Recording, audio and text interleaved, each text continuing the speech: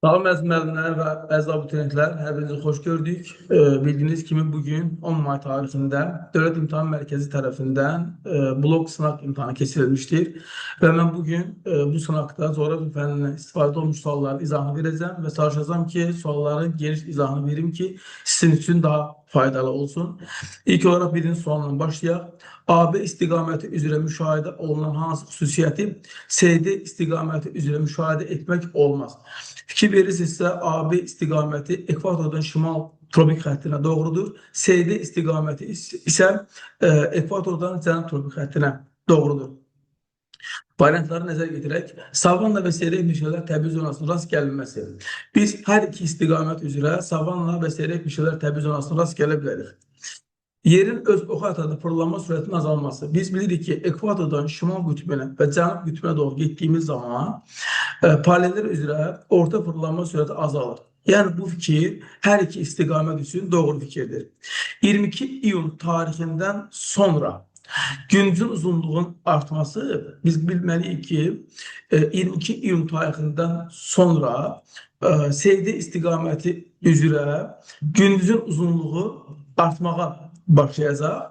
AB istiqaməti üzrə isə 22 iyun tarixindən sonra gündüzün uzunluğunda kısalmalar müşahidə olunacaqdır. Çünki 22 iyun tarihi şimal yarımküresinde güncün en maksimum qeydə alındığı tarixdir. Yani şimal yarımküresinde 22 iyunda en maksimum güncün uzunluğu qeydə alınır və növbəti gündən etibarən isə güncün uzunluğunda kısalmalar müşahidə olunur. Cənubi yarımküresinde isə əksinə 22 iyun tarixində en uzun gecə müşahidə olunur və 22 iyun tarixindən sonra Cənub yarımküresində güncün uzunluğunda artmalar qeydə alınır. Yani 22 iyun tarixindən sonra güncün uzunluğunun artması Cənub yarımküresinə xas olan bir fikirdir. Ona göre biz bunu seçmeliyiz. 22 dekabr tarixində güneşin zenitdə olması, bu da Cənub yarımküresi üçün xarakteristikdir. Çünki bu tarixdə güneş Cənub tropik xətti üzərində zenitdə olur. 23 sentyabr və 22 dekabr tarixləri arasında günorta vaxtı kölgənin uzunluğunun artması. 23 sentyabrdan 22 dekabr tarixi aralığında güneş Cənub yarımküresində zenitdə olur və bilməliyik ki, güneşin düşmə bucağı ilə kölgənin uzunluğu arasında ters mütənasib bir əlaqə var. Güneşin düşmə bucağı harda daha çoxdursa, kölgə uzunluğu orada az olur.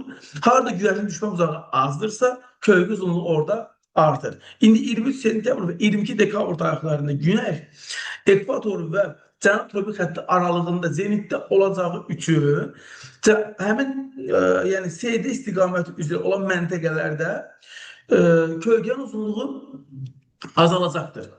Amma AB istiqaməti üzrə isə həmin tarixlərdə güneşin düşmə bucağı az olacağı üçün günorta vaxtı kölgənin uzunluğu artacaqdır. Yəni sualımızın doğru cavabı Y variantıdır.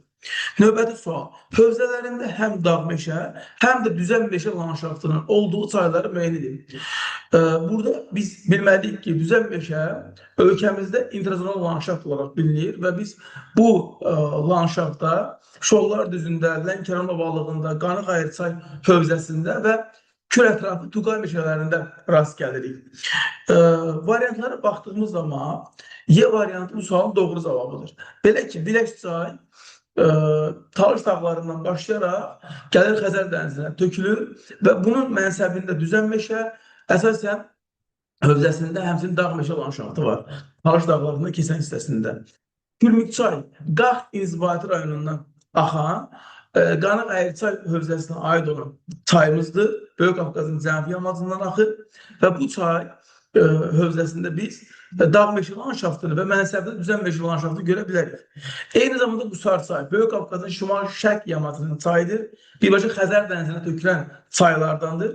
Mənsəbində biz düzən meşə landşaftını görürük, həmçinin hövzəsində dağ meşə landşaftını görə bilirik. Doğru cavabımız Y variantı olacaqdır. Növbəti sualda qeyd olunur ki, Cənub-Şərqi Asiyanın əksər inkişaf etməkdə olan ölkələrinin iqtisadi coğrafi mövqeyi nəticələri. Biz Cənub-Şərqi Asiya deyəndə bura daxildir Filippin, Vietnam, Kamboca, Tayland, Laos, Myanmar, Malayziya, İndoneziya, Singapur və Brunei sultanlığı. Burada sadəcə Singapur inkişaf edir. Yerdə qalanlar inkişaf etməkdə olan ölkələrdir.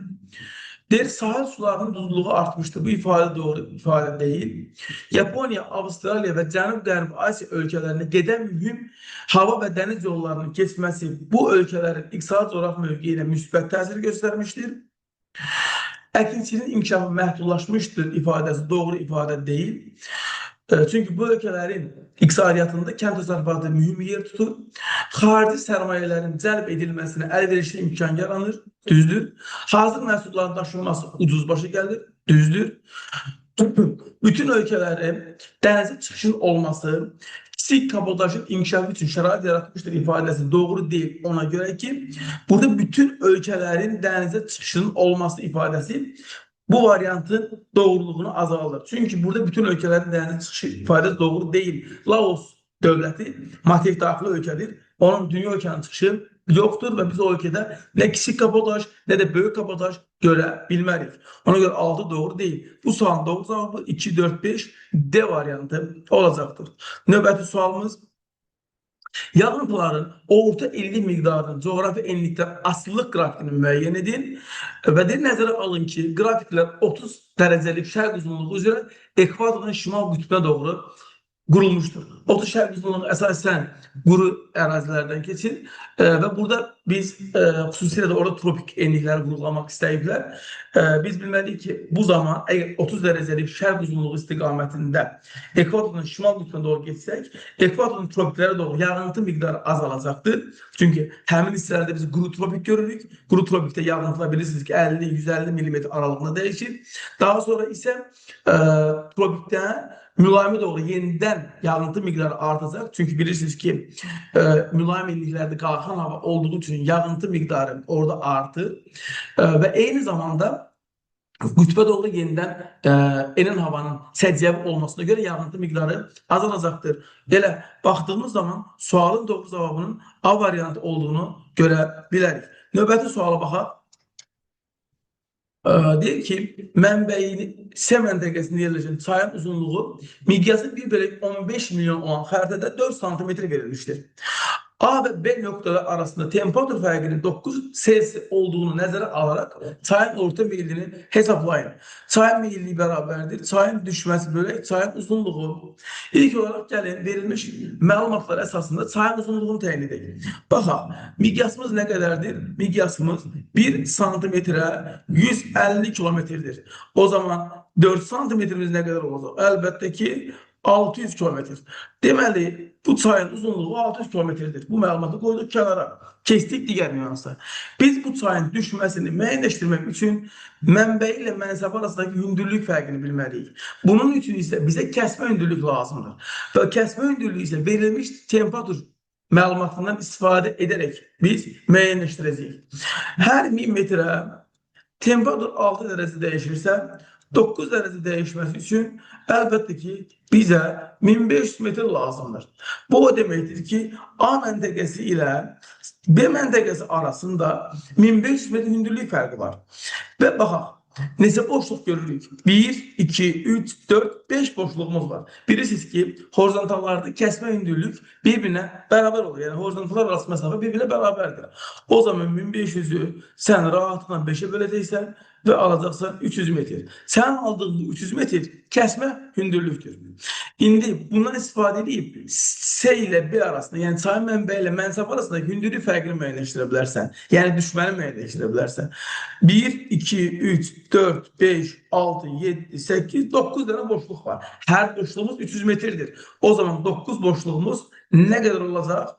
Əlbəttə ki, 2700 metrə.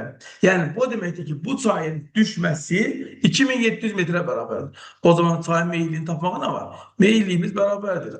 2700 bölək 600, o da bərabər olacaq 4,5 metr bölək kilometr. Doğru cevabımız A variantıdır. Yəni, bu da ondan xəbər verir ki, burada söhbət dağ çayından gedir. Çünki meyillik birdən böyük olan dağ çayları, birdən kiçik olan ise düzənlik çaylarıdır mənasını verir. Cənubi və Cənub-Şərqi Asiyada əhalinin sıx olmasının səbəbləri. Testdə hazırlayanlar bu dəfə sualları belə göründü ki, Cənub-Şərqi Asiyaya həsr ediblər. Suallarda biz Cənub-Şərqi Asiyadan çox sual görürük. Deməli, Cənubi və Cənub-Şərqi Asiyada əhalinin sıx olmasının səbəbi bir, təbii artımın çox yüksek olmasıdır. Eyni zamanda təbiətin, yəni təbii şəraitin əlverişli olmasıdır. Bu baxımdan bizim sualımızın doğru cavabı C variantı olacaq. Təbii şəraitin əlverişliliyi yüksək təbii artım. Növbəti suala baxaq.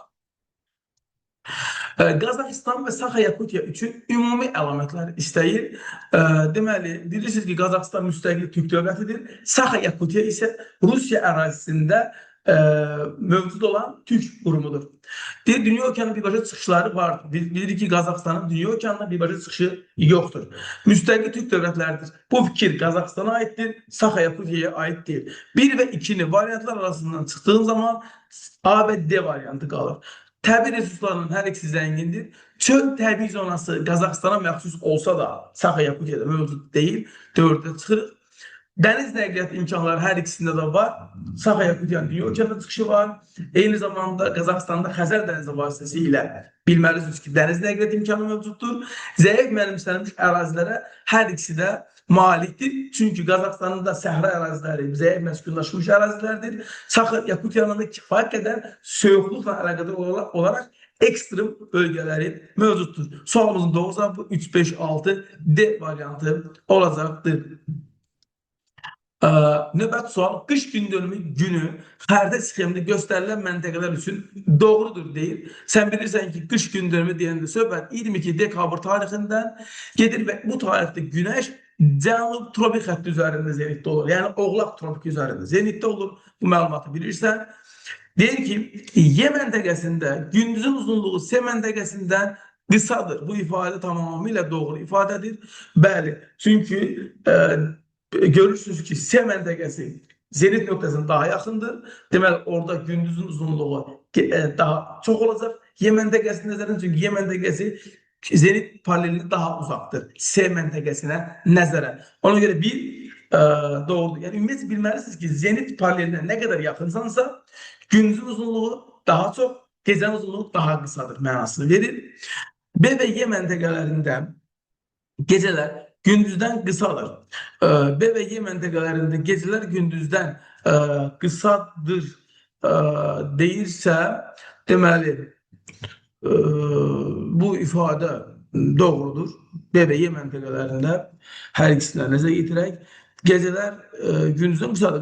Bəlkə cənub yarımkürəsi zenitdədirsə, burada gündüz qısa, gecə uzun olacaq. İkini seçək. Sonra deməli, D məntəqəsində gündüzün uzunluğu 24 saatdan azdır, əksinə 24 saatdan çoxdur. Çünki orada qütb gündüzlər müşahidə olunur. Şaqut dirəyin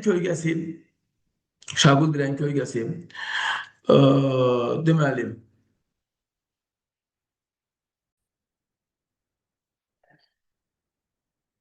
4-də qeyd olunur ki, Şaqut dirəyin kölgəsi günorta vaxtı B məntəqəsində, S məntəqəsindən uzundur. Deməli, Şaqut B məntəqəsində S məntəqəsindən uzundur. Bu doğru ifadədir. Ona görə ki, günəşin düşmə bucağı harada azdırsa, dedik ki, orada kölgə uzunluğu daha çox olur. Günəşin düşmə bucağı harada düşmə bucağı azdırsa, kölgə uzunluğu orada çox olur. Harada düşmə bucağı çoxsa, kölgə orada qısa olur. Ona görə təbii ki, S məntəqəsində günəş daha böyük bucaqla düşdüyü üçün burada kölgə daha qısa olacaq, B-də isə daha uzun olacaqdır. Amma burada bir nüans var, diqqətimə yayılan, onu qeyd etmək istəyirəm ki, burada ikinci bənd doğru deyil. Ona görə ki, B məntəqəsində, Y məntəqəsində gecələr gündüzdən qısa olsa da, bu ifadə şimal tropik xətti üzərində yerləşən B məntəqəsinə aid edilə bilməz. Çünki B məntəqəsində gündüz gecədən daha uzundur. Ona görə bu ifadə doğru deyil. A məntəqəsində günəş görünmür. Çünki burada qütb gecəsi müşahidə olunur, ona görə görünmür. Yəni, ifadə doğrudur. A məntəqəsində qütb gündüzü, təbii ki, A məntəqəsində qütb gündüzü yox, A məntəqəsi qütb gecəsidir, bu səhvdir. Y məntəqəsində gecənin uzunluğu, deməli, gündüzün uzunluğundan daha çoxdur, bu ifadə doğrudur. Sualda doğru cavab 1, 4, 5 və 7 olacaqdır. Yəni, D variantı bu sualın doğru cavabıdır. Növbəti sualımız, miqyası 1/300.000 olan xəritədə iki məntəqə arasındakı məsafə 8 sm. Digər xəritədə isə Bu məsafə 48 santimetrdir. Ona görə gəlin hesablayaq. Birinci xəritəyə nəzərən həqiqi məsafənin nə qədər olduğunu müəyyənləşdirək.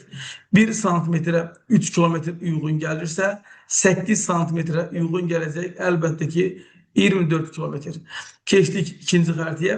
İkinci xəritədə deməli dedik ki 48 santimetr 24 kilometre ifade edirsə, bəs 1 santimetre ne kadar uygun gəlsə x. X buradan bərabərdir. 24 bölü 48 o da bərabərdir 2'də 1 kilometre. Yani 0,5 kilometre yani 500 metre. Yani varyantlar arasında 505 artan ve sonunda metre olan seçeceğiz. Doğru cevabımız B variantı. Uygun fikirləri müəyyən edin. Nə deməkdir? Doğrular sırasında doğruları, yanlışlar sırasında yanlışları seçməliyik. Arıçılıq əsasən subalip və alp çəmənləri enli yarpaq meşələrdə inkişaf etmişdir. Düzdür. Əmtəlik tipli təsərrüfatın aşağı məhsuldarlığa malik ekstensiv əkinçilik və otlaq heyvandalı daxil deyil. Yanlışdır. Əmtəlik tipli təsərrüfata yüksək məhsuldarlığa malik intensiv əkinçilik və heyvandarlıq daxildir. Yanlış. Fransa və Avstraliya buğda ixracçıları yox, ihracatçılarıdır. Yani bu yanlıştır. Afganistan ve Özbekistan'da qaragül qoyunçuluğu inkişaf etmiştir, düz deyir. Doğrular sırasından doğru olan 1'dir, yanlışlar sırasında yanlış olan 3'tür. Sualımızın doğru cevabı A variantıdır. Növbəti sualımız uyğunluğu müəyyən edin. Qədim platforma, geosinkron quşaq və cavan platforma. Deməli, qədim platformada yerləşir. Əlbəttə ki, Gviyana yaylası qədim Cənub Amerika platformasında yerləşir. Bir də Şərqi Avropa düzənliyi. Geosinkron quşaqda yerləşir Anadolu yaylası və Kaskad dağları. Cavan platformada isə Qərbi Sibir düzənliyi yerləşir. 1'ə B'si, 2'ə A'yı, 3'ə D. Doğru cavabımız A variantı. Uyğunluğu deyil müəyyən edin. Dəmiyə əkinçinin üstünlük təşkil edir. Suvarma qış aylarındadır. Təbii şəraiti əkinçinin üstünlük nisbətən əlverişsizdir. Dəmiyə əkinçinin əlbəttə ki biz burada Almanya, Polşa ovalığında görə bilərik. Suvarma qış aylarında Cənubi Asiyaya xarakterikdir. Çünki burada subekvatorial olduğu üçün yay yağıntılıdır, qış quraqdır. Qışda suvarma aparılır. Təbii şəraiti əkinçiliyə uyğun gəlməyən Skandinaviya yarımadası və Amazon ovalığıdır deyə bilərik. 1'ə D, 2'ə B, eyni zamanda 1'ə D, 2'ə B, 3'ə A və Y. Doğru cavabımız C variantı olacaqdır. Növbəti sualımız xəritə sxemdə işarələnmiş iqtisadi rayonların həmsərhəd olan inzibati rayonlarını müəyyən edin. Gəncə, Daşkəsən və Şəki-Zaqatala iqtisadi rayonlarıdır və bunların qonşu olan inzibati rayonları Samux və Qax rayonlarıdır. Doğru cavabımız D variantı. Növbəti sual xəritə sxemdə rəqəmlərlə verilən ərazilərlə bağlı düzgün olan ifadəni müəyyən edin. Burada daha çox görürük ki, süxurlarla bağlıdır. Və burada 1'in olduğu yerdə Yura dövrünün süxurlarıdır. 2'də Neogen yaşlı süxurlardır. 4'də Paleogen yaşlı süxurlar və 3'də isə 4-cü dövrün çökmə süxurlardır. Burada süxurların yaşının artma ardıcıllığı 3, 2, 4 və 1. Artma ardıcılığı budur. Azalma ardıcılığı 1, 4, 2 ve 3. Burada çünkü buna bağlı 2 variant var. Görürsünüz ki C variantı ve D variantı olabilmez. 2, 3 ve 4 rəqəmi ilə göstərilmiş ərazilərdə yayılmış süxurlar ölkəmizdə en az yayılan süxurlardır ki, ölkəmizdə əksinə 4-cü dövrün çökmə süxurları ölkəmizdə daha çox yayılan süxurlardır. Ölkəmizdə ümumiyyətlə en az yayılan paleozoy yaşlı süxurlardır. Ona göre A variantı olmaz. 4 rəqəmi ilə göstərilən ərazidəki poligon dövrün süxurlarına həm də Samur dəvəsi, Qanı Qayırça və Gəncə Qazaq düzündə rast gəlinir. Xeyr. Bu 3 dənə verilən coğrafi obyektdə 4-cü dövrün çökmə süxurları yayılır. Paleogen yox. Birinci və 3-cü rəqəmlə göstərilən ərazilərdə bir-birinin əksinə gedib eksogen proseslər baş verir. Bəli. Deməli 1'də denudasiya, 3'də isə akumulyasiya baş verir. Çünki 3 düzənlikdir. Burada çökmə prosesi daha çoxdur.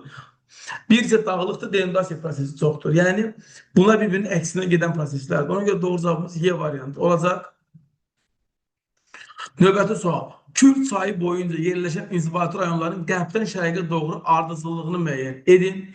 Qərbdən şərqə doğru deyirsə, əlbəttə ki, birinci Ağdaş olacaq, sonra gələcək Zərdab rayonu, sonra gələcək Kürdəmir və Salyan. Qərbdən şərqə 2-4, 3-1. Doğru cavabımız C variantı. Aşağı temperatur və ifra rütubətlənmə şəraitində formalaşan təbii zonalar tundra və meşə tundra olacaqdır. Daş kömür yanar faydalı qazıntıdır və Almaniyada var. Qalay filiz faydalı qazıntıdır və Taylandda var. Çünki birisi Taylanddır, İndonezya, Malayziya bunlar qalay Wolfram qurşağında yerləşirlər. Fosforit qeyri-filiz faydalı qazıntıdır və Mərakeş buna görə liderdir. Doğru cavabımız olacaq elə B variantı. Növbəti sualımız verilen iklim diagramının ait olduğu iklim tipinin formlaştığı fiziki zorak rayonlar. Biz 1402 görəndə ağlımıza Lənkəran gəlir. Bu isə yay quraq keçən mülayim isti iklim yarım tipidir. Yay quraq keçən mülayim isti iklim yarım tipinə Şamaxıda, Lənkəranda və Qarabağda rast gələ bilərik. Doğru cavabımız B variantı. Uyğunluğu müəyyən edin. Həm dəmiyə, həm də suvarma əkinçiliyi olsun. Əlbəttə ki, Tovuzda və Goranboyda. Dəmiyə əkinçiliyi Daşkəsən və Gədəbəydə. Yalnız suvarma əlbəttə ki, Zərdabda. Doğru cevabımız 1'e D'yi, 2'ye B ise 3'e A. Doğru cevap B variantı. Doğru sıraları müəyyən edin. 5 etkili çay dərələr dağlıq ərazilərdə olur. Ona görə mil düzü uyğun gəlmir. Eol relyef formaları səhra yarım səhra bölgələrində olduğu üçün yazı yaylası uyğun gəlmir. Kanyonvar dərələrə yalnız hissədə rast gələ bilərik. Abrozen düzənliklə dalğaların dağıdıcı fəaliyyəti ilə formalaşdığı üçün Samur dəvəsi ovalığında rast gələcəyik. Meandrlara, Kür-Araz ovalığında Kür sayını yaratdığı meandrlara görə rast gələ bilərik. Bedlentlər isə ölkəmizdə Qobustan, Abşeron, Ceyrançal, Adnahur və Naxçıvan alçaq dağlıq ərazilərində şırınlar, yarğanlar, qoblarla kəskin paslanmış torpaqlarda rast gəlinir. Ona görə sualın doğru cavabı 3, 4 və 5 olacaqdır ki, bu da deyəcək ki 3, 4, 5-dəki C variantına uyğun gəlir. 51-ci sual. Deməli, Günlük Qapıcıq, Qanıq Ayrıca və Lənkəran verilib. Günlük Qapıcıqda əlbəttə ki, yay quraq keçən soyuq görə bilərik. Qanıq Ayrıca'da qışı quraq keçən mülayim istini görə bilərsiniz. Lənkəranda isə yay quraq keçən mülayim istini görə bilərsiniz. 1'e C, 2'ye B, A, 3'e B. Doğru cavabımız Bakı. Növbəti sual. Elirben diaqramına əsasən uyğun bəndləridir, müəyyən edin. Bu tip suallarda oxşar əlamətləri ilk olaraq baxmalısınız. Bizim seçəcəyimiz iki iqtisadi rayon, hər ikisinin bütün izbati rayonları xarici ölkə ilə həmsərhəd olmalıdır və hər ikisində polimetal olmalıdır. Belə ki, Quba Xaçmazda və Qazax Tovuzda polimetal yoxdur. Bunlar belə getdi. Qarabağ iqtisadi rayonunda bütün inzibati rayonları xarici ölkənin sərhəd deyil. Bir dənə Füzuli sərhəddir İranla. Qaldı Şəki-Zaqatala və Naxçıvan. Bəli, hər ikisinin bütün inzibati rayonları xarici ölkənin həmsərhəddir və bəli, hər ikisində də polimetal var. İndi diqqət elə. İkinci seçəcəyimizdə meşə olmalıdır. Bilirsən, Naxçıvanda meşə yoxdur. Daha doğrusu var, amma tallar şəklindədir, zolaq şəklində deyil. Və həmçinin Naxçıvanda mülayim isti yoxdur. Ona görə deməli, söhbət gedir ikincidə Şəki-Zaqataladan, birincidə isə uyğun gələcək Naxçıvan, yəni 5. 1'e 5, 2'ye 2. Doğru cevabımız A variantı. Növbəti sual. Temperatur 20 dərəcə olan 1 kubmetre hava doyma həddinə çatıb. Doyma həddinə çatıbsa, deməli burada 17 qram su buxarı var. Hava 10 dərəcə qədər soyusa, 1 kubmetre havadan ayrılan su buxarı neçə qram olar? Deməli, maksimum 17 qram doyub, 10 dərəcə düşəndə isə 10 dərəcə bunun 9 qramını saxlayacaq, 7 qalanı su buxarı şəklində ayrılacaq. 9 qram çıxanda 7 qalır 8 qram. Doğru cavab 8 qram olacaqdır. Sxemə əsasən doğru olmayan sıraları müəyyən edin. Cənub-Qərbi Asiyadan Qərbi Avropaya neft dəniz nəqliyyatı vasitəsilə daşınır. Doğrudur. Çardan Yaponiyaya daş kömür daşınır, amma avtomobil nəqliyyatı ilə yox, dəniz nəqliyyatı ilə. Bu səhvdir. ABŞ-dan Qərbi Avropaya daş kömür dəniz nəqliyyatı vasitəsilə daşınır. Düzdür. Avustraliyadan Braziliya boksit olması, çünki Braziliyanın özü boksit satan ölkədir. Özünün kifayət qədər boksiti var. Niyə alsın ki? Əlcəzairdən ABŞ-a təbii qaz dəniz nəqliyyatı vasitəsilə satılır. Düzdür. Hindistandan Yaponiya neft satılmır. Hindistan neft satmır. Ona görə də doğru cavabımız yanlış olanlar 2, 4 və 6 olacaq. Doğru olmayan fikirləri müəyyən edin. Yeni kəşf olunan ərazilərin ölkə ərazisinin birləşdirilməsi siyasi xəritədə kəmiyyət dəyişikliklərinə aiddir. Deyəcək ki, bu ifadə doğrudur. Laos, Avstriya və Boliviya dövlətləri dünya okeanında geniş özdə iqtisadi zonaya malikdir. Xeyr, bu səhvdir. Niyə? Ona görə ki, bunların dünya okeanı çıxışı yoxdur. Dünya okeanı çıxışları yoxdursa necə iqtisadi zonalar ola bilər ki? Respublikamızda quru sərhəddə malik olan ölkələrdən yalnız birinin Ermənistanın dünya okeanı çıxışı yoxdur. Düzdür. Ümumi daxili məhsulun həcmi ölkənin geosiyasi roluna çıxış edən əsas amillərdən biridir. Düzdür. Mərkəzi Asiya regionunda yerləşən bütün ölkələr MDB təşkilatı üzvü deyil. Məsələn, Monqolistan Mərkəzi Asiya ölkəsidir, amma MDB təşkilatına üzv deyil. Demarkasiya xətti ölkələr arasında konflikt həllini tapdıqdan sonra yox, həllini tapana qədər iki mübahisəli ərazini ayıran xəttə deyilir. Yəni, bu səhvdir.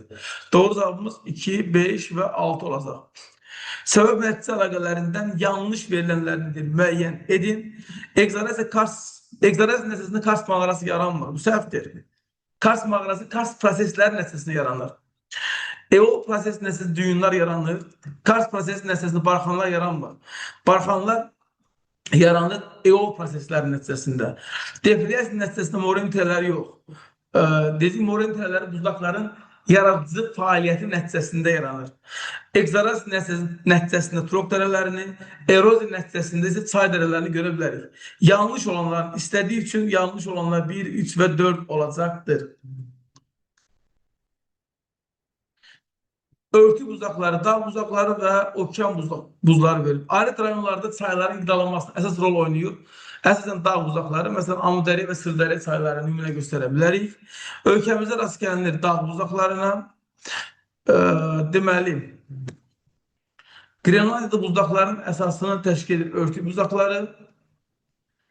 Şorsuludur okean buzları. Yerləşməsi və formalaşması coğrafi uzunluqdan asılıdır heç biri. Yazsaydı ki, coğrafi enlikdən asılıdır, onda biz dağ buzlaqlarını götürə bilərdik. Çünki dağ buzlaqları qar xəttinə görə təyin olduğuna görə əsasən coğrafi enlikdən asılı olaraq dağ buzlaqlarının formalaşması dəyişir. Amma burada coğrafi uzunluq deyil, bu səhvdir. Yəni, meridianlara görə təyin olunmur. Doğru cavabımız 1-ə S, 2-yə A, B, 3-ə Y olacaqdır. Əziz yoldaşlar, burada situasiyanı oxuyub vaxtınızı almaq istəyirəm, artıq özünüz oxuyarsınız. Qısa olaraq demək istəyirəm ki, burada söhbət Car dövlətindən gedirdi, Cardan və Braziliyadan söhbət gedir. Deməli, limanların yerləşmiş ölkələr biri Car, digəri, yəni A limanı Cara aiddir, B limanı Braziliyaya aiddir. Onu qeyd edim. Deməli, və orada yəqin xəriti çıxım da özünüz qeyd eləmişsiniz. Səyyahın hərəkət etdiyi okean Atlantik okeanıdır. Həmin okean sahillərinin yuduğu materiklər Şimal Amerika, Cənubi Amerika, Avrasiya və Afrikadır. Antarktidan qeyd eləmirəm, çünki artıq Antarktidan sahillərini sadəcə Cənub okeanı yuyur deyirik. Ona görə qeyd eləmədim. A və B limanlarının sahilindən keçən okean cəryanları Carda, yəni A limanının sahillərindən soyuq Bengel cəryanı keçir. Braziliyada isə, yəni B limanında isə isti Braziliya cəryanı keçir. Əgər belə yazmışsınızsa, düz yazmışsınız. Bir də son olaraq səyyahın A limanından B limanına qədər qət etdiyi məsafəni də hesablayın. Burada görürsünüz ki, A limanından B limanına getdiyi zaman ümumi 30 dərəcəlik paralel xətti üzrə 68 dərəcə yol gedir və 68-i vuranda 96,5-ə, çünki bilirsiniz ki, 30 dərəcəlik paralel xətti üzrə bizim 1 dərəcəmiz 96,5-dir. 68 dərəcəni 96,5-ə vuranda bu eləyir 6562 kilometr. Əgər 6562 kilometr yazmışsınızsa, düz yazmışsınız. B limanının çatdığı tarix, burada sonda yay fəslinin başlandığı deyirdi. B limanının çatdığı tarix, bu limanın şəhərində yay fəslinin başladığı deyirsə, deməli, söhbət 22 dekabr tarixindən gedir, belə yazmışsınızsa, düz yazmışsınız. Və bunların yerləri saat quşaqlarını deyirsə, deməli, 17 şərq uzunluğu, biz bunu 15-ə bölsək, deməli, görürsünüz ki, birinci saat quşağına düşür. Yəni, A limanı birinci saat quşağındadır, B limanı isə 51 dərəcə qərb uzunluğunu, deməli, bölürsən 15-ə,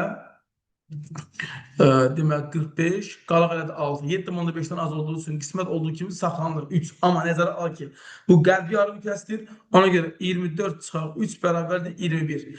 Deməli, A limanı birinci, B limanı isə 21-ci saat quşağında yerləşir. Deməli, tam olarak bütün sualların çalıştığım ki geniş izahını sizlere verip ümid ederim ki her bir izah sizin için tam olarak aydın olmuştur. Videonu dostlarınızla paylaşın ki onlar da yararlanabilsin. Her birinizə qarşıdan gələn imtahanda bolca uğurlar arz edirəm. Vaxtı az qalıb çalışın, çoxlu təkrar edin. Ən önəmli mövzuların izahlarını təkrar-təkrar dinləyin, testlərini təkrar-təkrar işləyin ki yaza biləsiniz. Hər birinizə uğurlar. Növbəti video izahlarda görüşənədək. Allah'a emanet olun.